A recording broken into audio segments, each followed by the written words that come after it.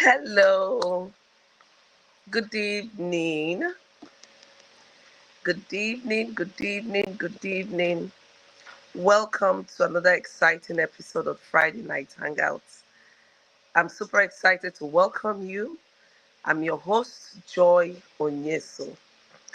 And tonight we'll be having conversation on business growth.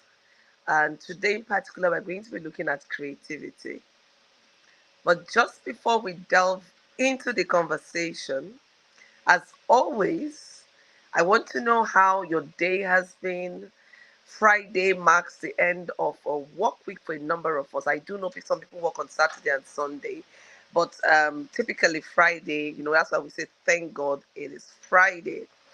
And so today, this evening, we're saying thank God it's Friday. It's been a lot of activity for me today. Even this week has been pretty busy, but I thank God for grace. So, how has your own week been like? Put it in the chat box in the comment section. I want to always hear from you. Thank God it's Friday. Yes. And tonight's conversation is a very interesting conversation. Very, very interesting conversation. So, if you don't have your writing materials, I invite you to go get some. Get ready, don't be distracted. We're going to be talking about creativity. Creativity. Hey! Thank God it's Friday. So tonight we're going to be talking about creativity. We're going to be looking at what is creativity, how can creativity help you in your business. We'll also look at methods of assessing your business ideas, not so hectic, already in the weekend mode. Yes, same here too. Elder, Elder Zwan Open says, hello, thank God it's Friday. I'm with you on that. Thank God it's Friday. Good evening, Nena. Nice to see you here. Congratulations. Two of your pieces made it to the African Magic Award. So, good evening. Oh, you're missing your brother. Don't worry, I'm here. And you have a lot of people around you. Okay. Remember, we have 30 minutes to have very interesting conversation, and we're just going to dive in. Now, I'm going to start off with looking at creativity. Sometimes we just tell people, why can't you be creative? I need you to be creative. So when someone tells you, I need you to be creative, or when you tell yourself, I need to get creative, what do you really mean? What does it really encompass? Now, what this means is that you possess the ability to transform, ideas into reality. You're able to discover new ways of doing things. You're able to discover solutions to challenges or to problems in a way that is original, that is unique. You're not doing copy and paste. And this is a plus, especially in a time like this. I like to talk about a time like this because you need to look at your environment, you need to look at your ecosystem and see what is obtainable, and then you know really what to do, what to celebrate, and how to differentiate yourself. So, being creative means that you have really honed your skill in differentiating yourself. You've given yourself the permission to think creatively. Not everyone can think creatively. Thinking creatively is a skill set. Is a skill set. Now, the next question is creativity learned or is it something you're born with? I would say both. Because if you look at children, when they are at their formative age, because there are no boundaries at that time, they are not open to certain restrictions, they're not open to certain pressures. They give themselves the ability to think very far and wide and deep. They give themselves the permission to try new things, to try alternatives. They're open to new possibilities. But as they grow, Then they begin to encounter and then internalize, certain stereotypes in the society. And that begins to limit their ability to be creative. That limits their ability to think creatively. They just want to do things the way it's being done. Think back to any individual who you know is creative, that does things in a very innovative way. One of the key things you talk about the person is that, oh, that this person is weird. This person is not usual. Why?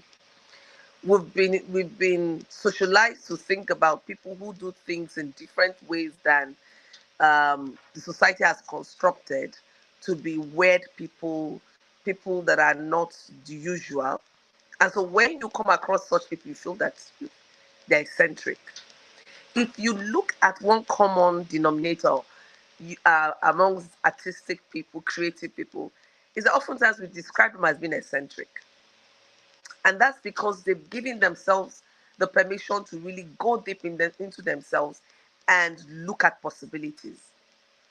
They constantly ask themselves, what will happen if I do this? And they'll try it. How would this look at? So anyone that is creative is a curious person. You can't be creative without being curious. Your curiosity will always get the best part of you. You want to know what will happen if I mix this. Have you seen an artist at work? You say, what will happen if I mix these two colors? If I mix these three colors? If I try to do acrylic painting, canvas painting, blah, blah, those different things they do, what will be the outcome? That is how inventions are made. It is not people that played by the rules. It's not by people who are straight-jacketed. No.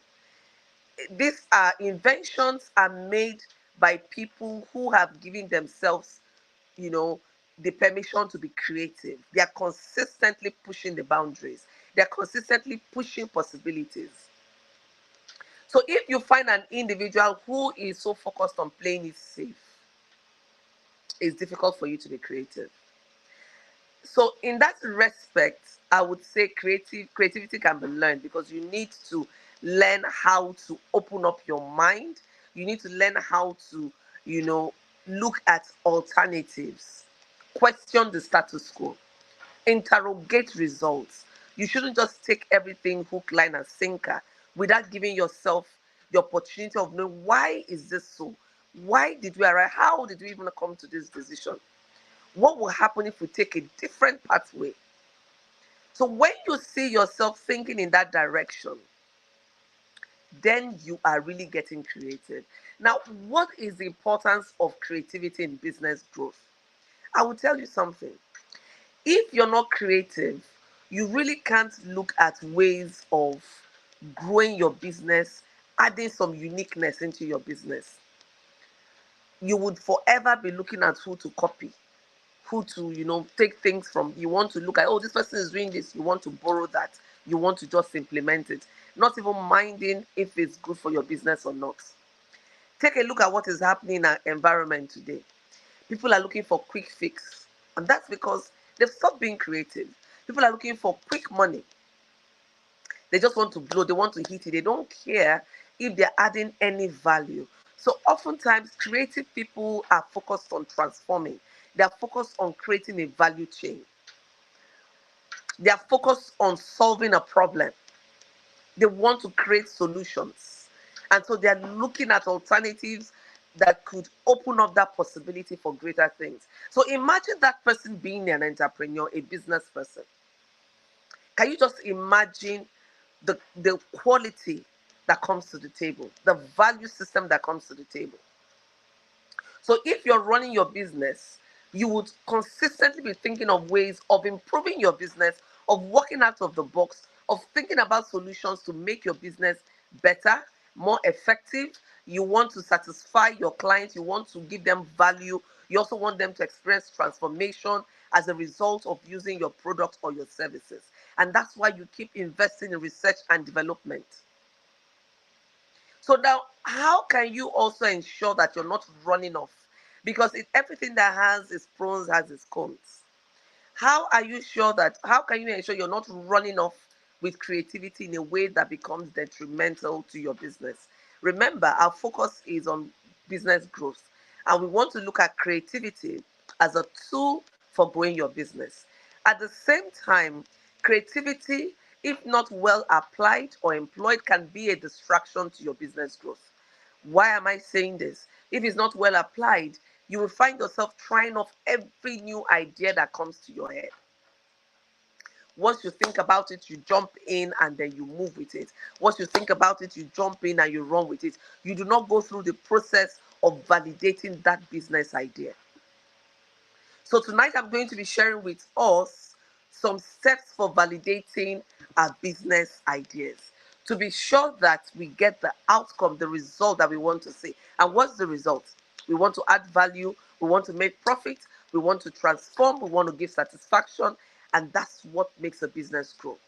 You have repeat clients, you have clients who are deeply satisfied, and you have loyal clients to your brand. That is where we want to take the business to. So how then can you employ your creativity in such a way that it helps your business to grow?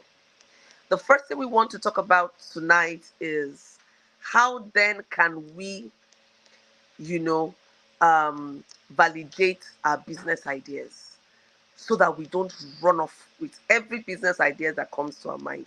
The first thing I would say is document it, write it down. The process of thinking and the process of articulating your thoughts into a written format provides clarity. When you have thoughts that you cannot clearly articulate in a written format, then there are a number of gaps in that thought process, which means that more work needs to be done. It means that you don't have a deep understanding of what it is you want to do. So start off by writing it down. What is the goal of that growth program you want to do? That new product, that new services you want to offer. What gap is it going to fill? What will be the major objective of bringing that out to your clients? You have to clearly articulate it. If you're not very sure about what it is, then put more effort into gaining clarity before you run off with that business idea. For instance, if you're in Enugu and you decide that you want to go into the business of providing potable water, retailing potable water, that Enugu has water prices. Except when in the rainy season, then of course we have the natural water provision. But during the dry season is a problem. Sometimes you pay for water tankers to come and then it takes forever for them to deliver. Enugu State also has a large deposit of coal in the soil, so it makes it even difficult in certain areas to get clean water. You have to move to the outskirts or some other areas for you to access potable water. So how then can you leverage on this? So if you have a business idea, what do you need to do? First of all, you need to think about it clearly. What is it that you want to do? Because there's actually a value chain in providing potable water. There's a whole value chain involved in it. And you want to be sure that you understand your place and you understand the ecosystem of that business. So you're really very clear as to how the whole process would run. If you're not sure, you keep digging in to get more clarity. But it starts from what? Documenting the process. Then the next thing I would like you to do from documenting the process is for you. Good evening, Madam Nika. Nice to meet you here. Nice to meet you here. The weather is so hot, eh? Even with all the fans right here, I'm still sweating so profusely. Ooh. So the next thing I would like you to do is to access the market and your share of that market. What do I mean by this? You want to be sure that that business you want to get involved in, that business idea, aside being creative, you want to be sure that it is a market that is feasible to run, to implement, and can yield you the right income. Because in as much as you want to provide value, you want to provide satisfaction, you want to transform lives, as a business owner, you also want to make profits. If you're running a business and you're not keeping track of your numbers, you're not making profits, then it is not a business.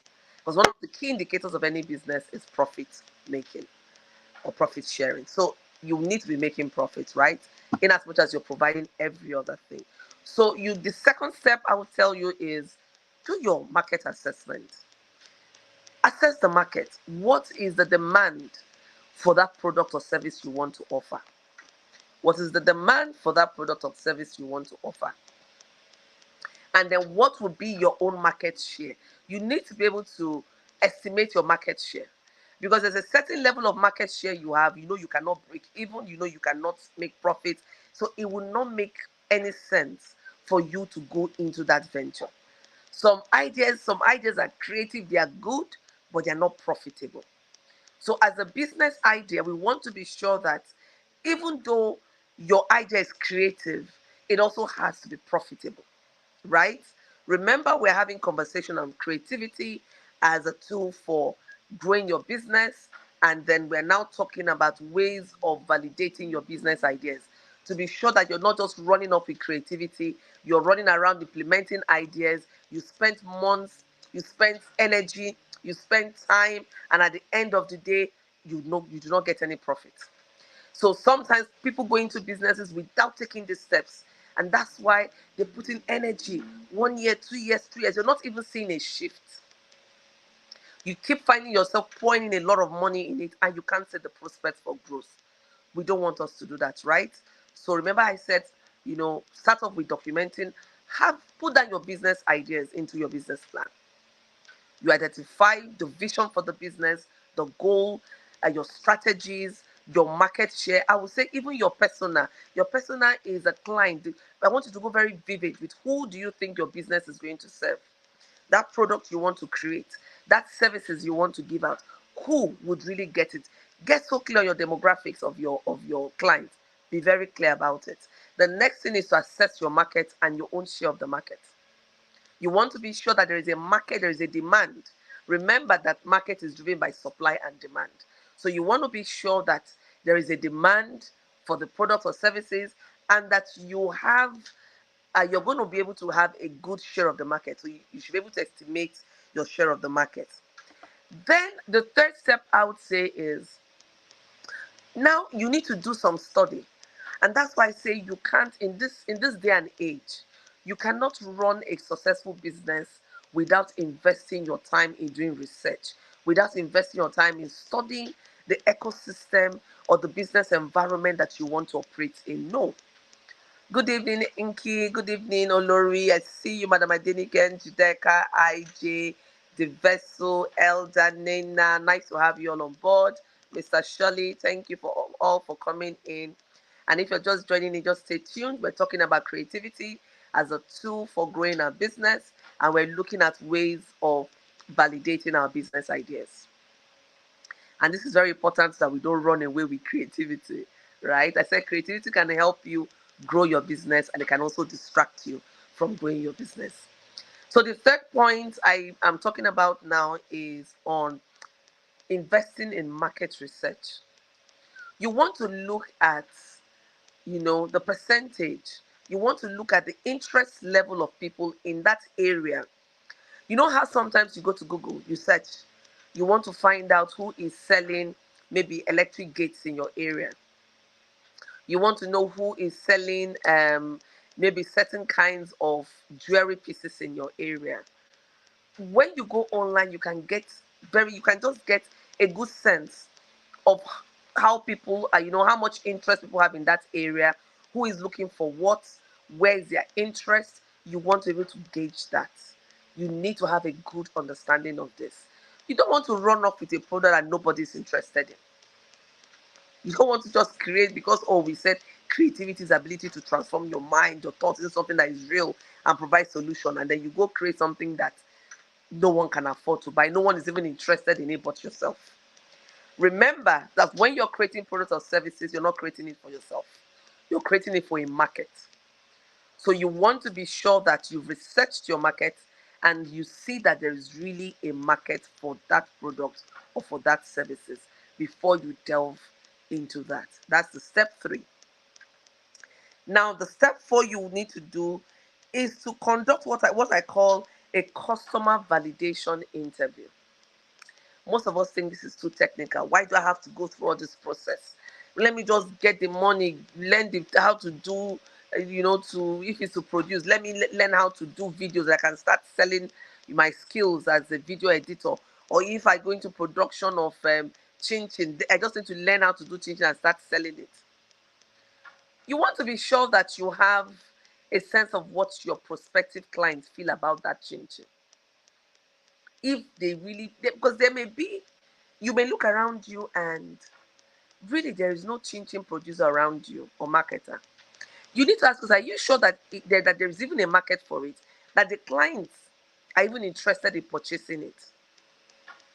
Because you want to be very sure that the purchasing power is even there.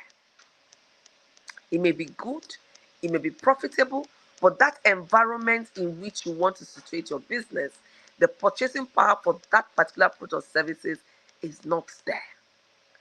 So these are the things you want to do. So conducting that research on your prospective clients would help. So who are your prospective clients? You want to do that kind of pre-survey to ask them certain key questions, and then you analyze what you get from them, and that will give you a first sense of what the market is saying. Of course, your sample size, the diversity in your selection, and other key things play a role.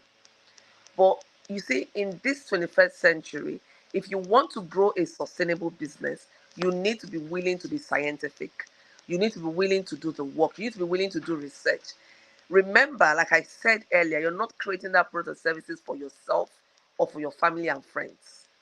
You're creating it for a larger audience, for an audience who have a need and then have the purchasing power to buy your product or services. So if that is not there, you will find out that you're wasting your time doing things. There are certain businesses that would not thrive in certain areas at all. There are certain businesses that will not thrive in certain areas. There are certain businesses that cannot even thrive online. Online would just be like, the showing point. But you want to really, make income through that business, you need to take it offline and do a lot of work. So you need to know all of these things. Understand the industry, the sector you're going into. Understand what your client wants and be sure that you're positioning yourself to do that. Then finally, I would say run a pilot. You want to run small. When I was working with Nigerian breweries, we have what we call the taste test. Usually when there's a new product, it goes through a lot of formulation, a lot of, processes.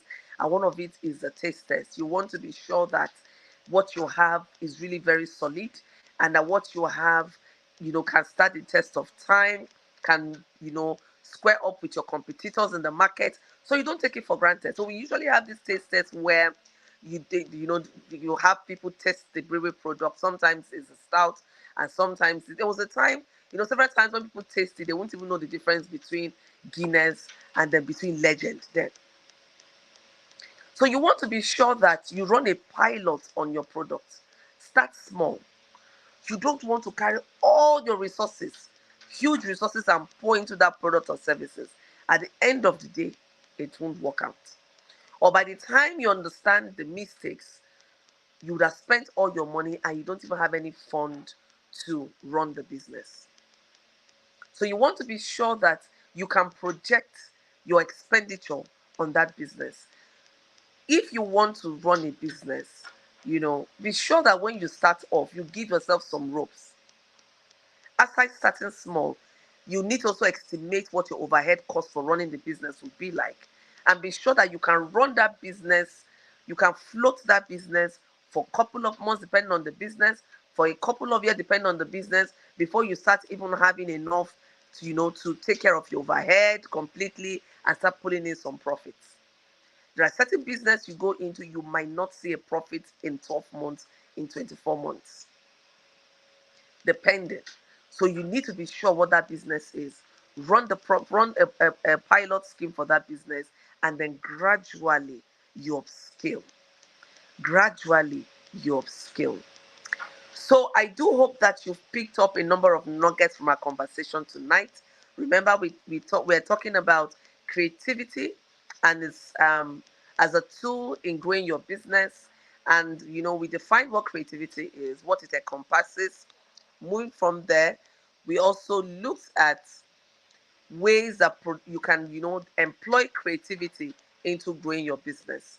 and I gave us some 5 steps to use in validating your business ideas, so that you don't just run away with creativity and say, oh, creativity, you have to imagine, think big. You need to think, you need to think about things that have not been done, possibilities, and then you want to go try it out. You don't want to fall flat on your face, right? In Within that context of also being innovative, within that context of trying out new possibilities, you want to have what we call a safe space for yourself, so that when you make mistakes, because you definitely will make mistakes, you have room to pick yourself up and continue running the business while employing the lessons you've learned from that business into growing the business and moving forward. So I said the first step is document your idea. What is it you want to do? What's the vision for the business? Who are you supposed to serve? Be very specific. Look at the demographic of your prospective clients and be sure you understand them. You understand their pain area. You understand what you want to do to really solve that. Because at the end of the day, you want to be a problem solving enterprise. Now, the next thing I talked about was assessing your market and your market share. When you move from there, the next thing you want to do is to do a research. You want to do research and know what the fillers are for that product or services. Are people really looking for it? Is it something they desire to have? Is it something they have the purchasing power to get? Then you conduct your prospective clients interview. You want to know what they think, what they feel, if they're willing to buy the product, what other competitors exist that they think about and they really like. Why do they like them? What would they be willing to pay for extra? You need to get all this. And after then, you can now do what I call a test running, a pilot test of your business idea. Then you're bringing it into full manifestation. From there, you can now upscale and grow your business gradually. So I do hope that you have gained some nuggets from conversation tonight. I want you to please put in the comment section what has been the value of tonight's conversation for you. What are some of the aha moments or the validation points you've gotten from conversation tonight? And then if you have any question, though we're already running behind schedule a bit. I'm open to taking 1 or 2 questions if they come in early. You can put it in the comment section, and if I see, I would respond to it. So I do hope this was valuable. We win together. And I want you to make a commitment to yourself while I'm waiting to get any question or comments. What are you going to do differently as a result of the conversation we've had tonight? What are you going to do differently? What actions are you going to take? So this will be nice. I always say that knowledge gained is knowledge applied. Once you can apply any knowledge you have, then it makes a difference. That is when true growth, sustainable growth begins to happen. So thank you all so much for stopping by, for listening to me, for making this interactive. I see you all, and my apologies if I didn't call your name, not intentional. I'll wait around to have 1 or 2 questions, and the absence of that, I would wrap up. I would wrap up. Hey, I see Barrister Chinwamedu. Welcome on board. Welcome on board. And if you're just coming late, please don't. You're not late, really late, because you can watch the replay, right? I appreciate the fact that you made our time to be here tonight. So if there are no questions, there are no comments, I would wrap up the conversation tonight. Hey, I love you too, Barrister Chinwamedu. Thank you for stopping by. Njideko Koye, how are you doing? Nice to have you here. Thank God it's Friday, Ozioma Golden. Nice to have you here. So I look forward to seeing you next week, Friday, as we conclude our conversation. Thank you so much. Bryce Achime says, keep fulfilling the mandate. Amen. Thank you so much. I appreciate the encouragement. So I'll see you all next week, Friday. Until then, stay blessed, enjoy your weekend, and keep applying yourself to creativity. Remember, creativity can be a goal can be a tool to grow your business, but it can also be a distraction. Don't just run off with any business idea. Validate your business ideas. Give yourself the permission to try new possibilities. But as a business, I want you to ground it in facts. Learn how to do research. Learn how to apply yourself to learning and keep learning. Learning happens in continuum. Until next week, Friday, it's bye from me to you. I love you so much, and I'll see you next week, Friday. Bye for now.